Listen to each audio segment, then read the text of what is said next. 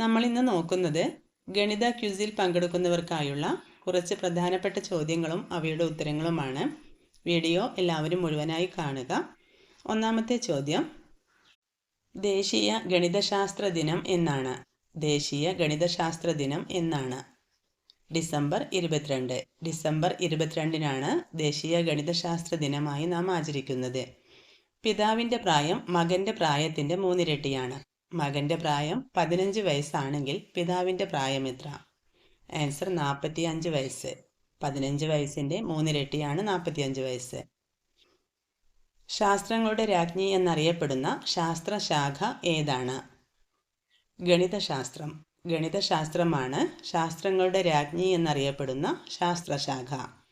0, 1 എന്നീ 2 അക്കങ്ങൾ മാത്രം ഉപയോഗിക്കുന്ന സംഖ്യാ സമ്പ്രദായം ഏതാണ്? Binary system. 136, 184, 568 എന്നീ സംഖ്യകളെ പൂർണ്ണമായും ഹരിക്കാൻ സാധിക്കുന്ന ഏറ്റവും വലിയ ഒറ്റ സംഖ്യ ഏതാണ്? ആൻസർ 8. 8 കൊണ്ടാണ് ഈ 3 സംഖ്യകളെയും പൂർണ്ണമായും ഹരിക്കാൻ സാധിക്കുന്നത്. ഒരു സമചതുരത്തിൻ്റെ വിസ്തീർണവും ചുറ്റളവും തുല്യമായി വരുന്ന ഏറ്റവും ചെറിയ സംഖ്യ ഏതാണ്? ആൻസർ 16. അടുത്ത ചോദ്യം, കാൽക്കുലേറ്റർ കണ്ടുപിടിച്ചതാര്? കാൽക്കുലേറ്റർ കണ്ടുപിടിച്ചതാര്? Blaise Pascal. ബെയ്സ് പാസ്കലാണ് കാൽക്കുലേറ്റർ കണ്ടുപിടിച്ചത്. 3000-നോട് എത്ര കൂട്ടിയാൽ ആ സംഖ്യയെ 19 കൊണ്ട് നിശേഷം ഹരിക്കാൻ സാധിക്കും? 2. 3000-നെ 19 കൊണ്ട് ഹരിക്കുമ്പോൾ ശിഷ്ടം 17 കിട്ടും. അതിനാൽ 3000-നോട് കൂട്ടേണ്ട സംഖ്യ 19 - 17 = 2. പ്രിൻസിപ്പിയ മാത്തമാറ്റിക്ക എന്ന പുസ്തകം രചിച്ചതാര്? പ്രിൻസിപ്പിയ മാത്തമാറ്റിക്ക എന്ന പുസ്തകം രചിച്ചതാര്? Isaac Newton. റൂബിക്സ് ക്യൂബ് കണ്ടുപിടിച്ചതാര്? Erno Rubik's. എർണോ റൂബിക്സ് ആണ് റൂബിക്സ് ക്യൂബ് കണ്ടുപിടിച്ചത്. 2000-ൽ നിന്നും എത്ര കുറച്ചാൽ ആ സംഖ്യയെ 17 കൊണ്ട് നിശേഷം ഹരിക്കാം? 11.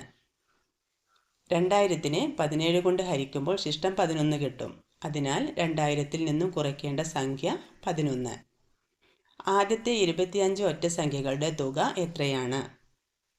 625. ഗണിതശാസ്ത്രത്തിലെ ത്രിമൂർത്തികൾ എന്നറിയപ്പെടുന്നത് ആരെല്ലാം? ആർക്കിമിഡീസ്, ന്യൂട്ടൺ, ഗോസ് എന്നിവരാണ് ഗണിതശാസ്ത്രത്തിലെ ത്രിമൂർത്തികൾ എന്നറിയപ്പെടുന്നത്. രാമാനുജൻ സംഖ്യ എത്രയാണ്? 1729. 10 മുതൽ 100 വരെയുള്ള ഒറ്റ സംഖ്യകളുടെ തുക എത്രയാണ്?